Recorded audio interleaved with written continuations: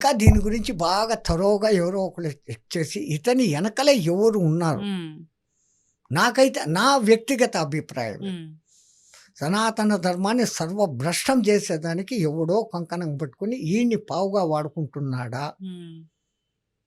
లేదా ఇతని మందుల ప్రభావానికి లోనైపోయి హ్మ్. ఈ కొనాలంటే చాలా ఖరీదవి. అవును. ఏంటి ఈ బ్రాందీ విస్కీలంటే ఏదో వందల్లో, హ్మ్. అది వేలల్లో, లక్షల్లో ఉంటాయి. హ్మ్. ఇంకా మరి ఈ మోసాలు, పూజలని చెప్పి చేయడాలు. హ్మ్. అసలు పూజలు చేసే వాళ్ళ మీద కూడా నమ్మకం పోయేటట్లు చేస్తాండారు వీళ్ళు. అవును. కొంతమంది అఘోర మహాత్ములు ఉన్నారు.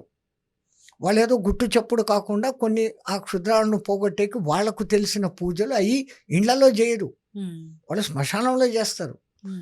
ఇంట్లో చేస్తే ఇల్లు చుట్టుపక్కల ఆ వైబ్రేషన్స్ పోయి ఎవరు దెబ్బతింటారో అని అవును. వాళ్ళు కేవలం శ్మశానాల్లో చేస్తారు. అది ఇతరుల మంచి కోసమని. హ్మ్. ఇది ఏమి చేస్తున్నట్లో నాకేం అర్థం కాలే. హ్మ్. యెస్. ఖచ్చితంగా దీనికి ఏదో ఒకటి ఫుల్ స్టాప్ అనేది అయితుంది హ్మ్. అతి దగ్గర కాలంలో. హ్మ్. యెస్. ఒక స్వామి ఉన్నారు. ఆయన అన్నాడు, ఇంకొక 6 నెలలు, 2 ఏళ్ల లోపల హ్మ్. అతని పని అయిపోతుంది అని చెప్పేసాడు. హ్మ్. బయటపడిపోతాడు. అన్నీ తెలిసి నిజాలు బయటకొస్తాయని హ్మ్. చెప్పాడు. హ్మ్. ఆయన చాలా పక్కా.